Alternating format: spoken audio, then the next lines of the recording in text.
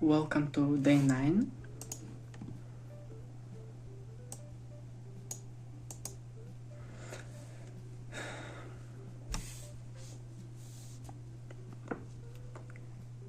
Today's word is update.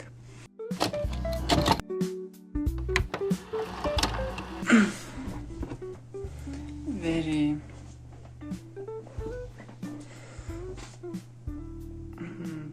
peculiar. Haven't gotten a word like that in a while. So I hate updates, especially on phone apps. Every time I open Play Market, I have to see 40 apps waiting for an update, and then you don't have storage space. You need to clean something up. You need to delete 3 apps to update one app that doesn't even weigh that much.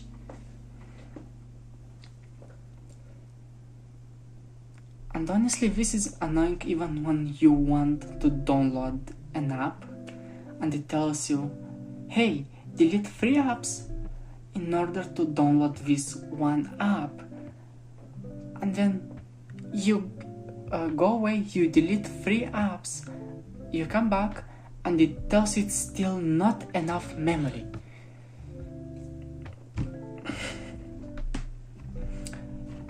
On the other side, when I see any update on the PC, on a game or any program on the PC, it's way funnier. You don't have problems with storage, you can go update, you can see what's new. It's very cool. It's even cooler when you get updates that are online. You don't need to download anything, it's just a site that got updated. And you can even update yourself. You could go for a change of style, change of clothes, change yourself. I'm calling this an update because usually people prefer changing themselves to the better. When they change themselves to the worse, it's usually not on their intent. They're not doing that deliberately. They're more or less forced to go for a negative change. But when you've got the motivation, you've got the reason, the desire, the power to go through something, to do the hardships in order to update yourself.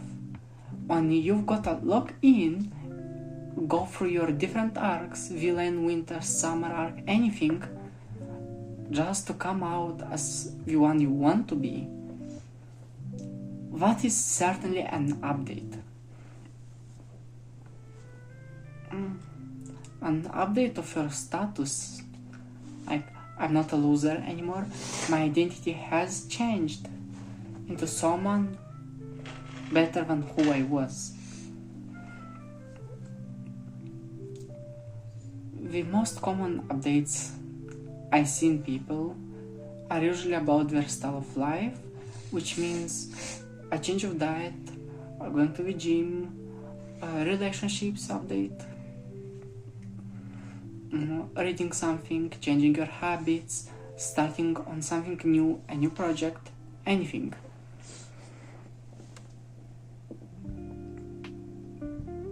Let me tell about my recent updates, which are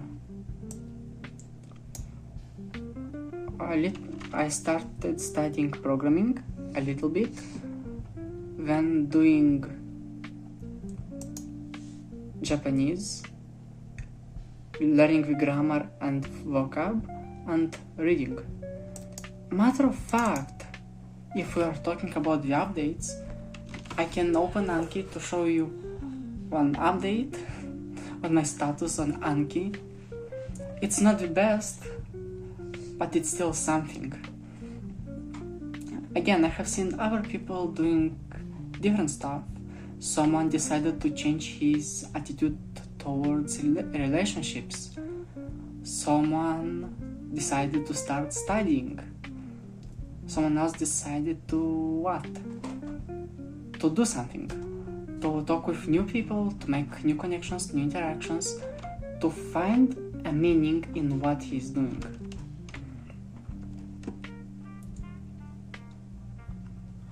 And I don't know if I can show it. I guess I will just flip the camera.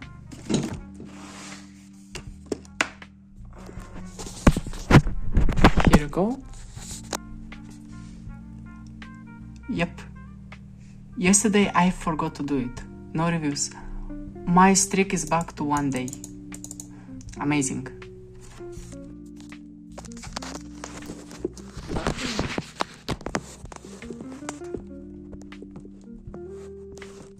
Yep.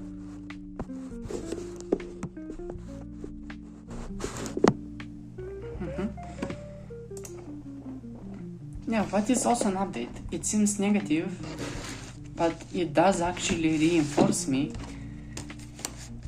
in the way that I have to stay strong to not be discouraged after I lost a 100+ day streak.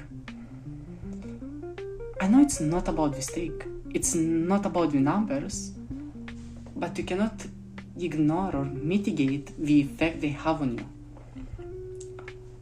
In this way, the number is a cool benefit, but if you are doing Duolingo just to get a 2000 day streak on it, you're not gonna learn anything. You're gonna forget anything you learn the day after you do the review, the test on the Duolingo, because your final goal is not achieving a level of comprehension. Your goal is getting a certain number. You pump it up, that's enough. Don't burden yourself with remembering this stuff.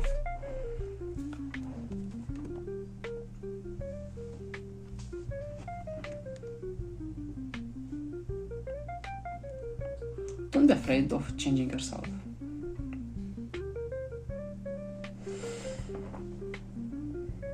We all have to go through some changes in our life, and it is inevitable. Some of them we are doing them on our own will, as I mentioned before. The other ones may not be as desired, and it's fine. Everyone has such changes. You cannot go around without them. They're necessary.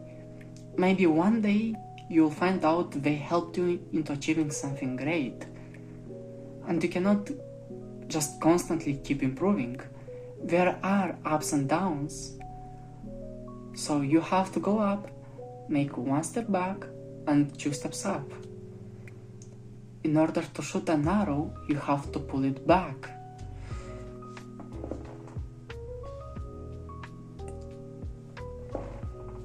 And yeah, you could argue you like the way you are right now.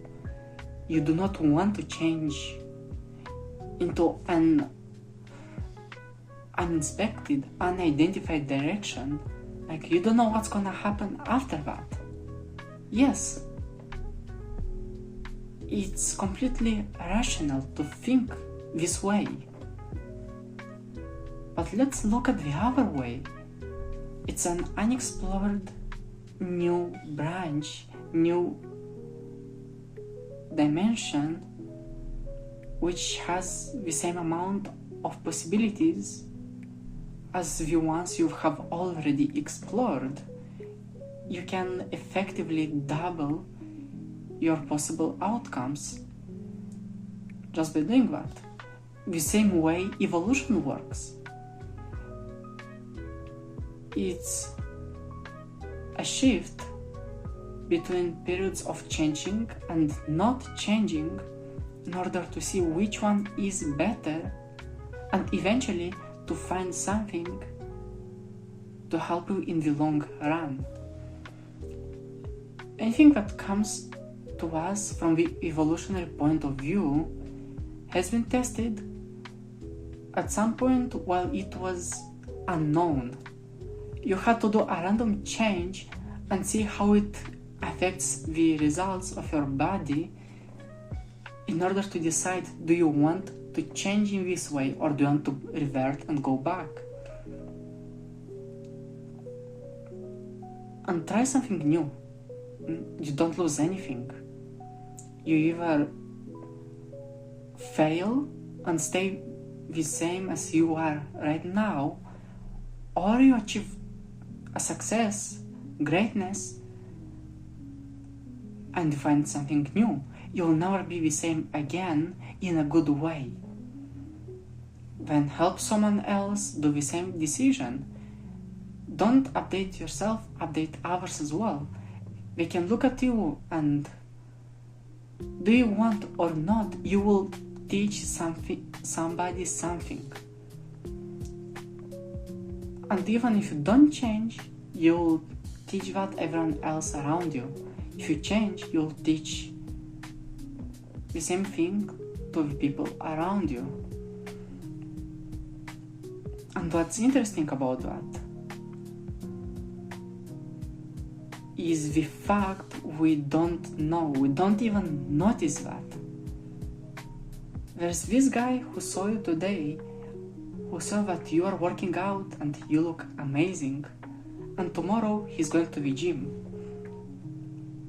But you never get to see him going to the gym. Maybe you live in different cities, in different towns. And what happens after that? Well, one day he'll be grateful he decided to start going to the gym. This has helped him. Maybe you quit working out after a few months, but the effect still stays and is still visible. And the same way, if you decide to not work out and someone seeing you gives up on his workout routine, you have also affected someone. So you might want to be a good example. You might want to teach someone something, or you might want others to learn from you, to be an example, an idol, or to inspire someone. Go and do it. Anything you start is a new experience. And doesn't matter how it goes, you'll have something with you. It's not even about the skills and information you learn. It's about the thinking and your discipline. That's what comes in your way. Sure, you could start reading... I could start reading this book. Oh, it's flipped. Never mind. How's it called? The Worldly Philosophers. Yeah? You could start reading it. You will not remember the names of the people from the book. Like, I doubt many of you know who Adam Smith is. But at the same time, you do remember the logic, you remember what happened, you remember what they did, you remember what you can do.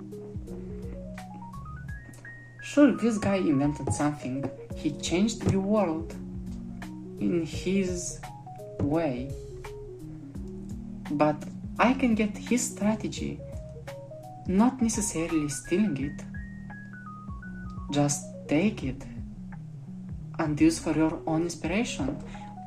Develop your own strategy based on that and change the world the way you want. You can shape the world you live in,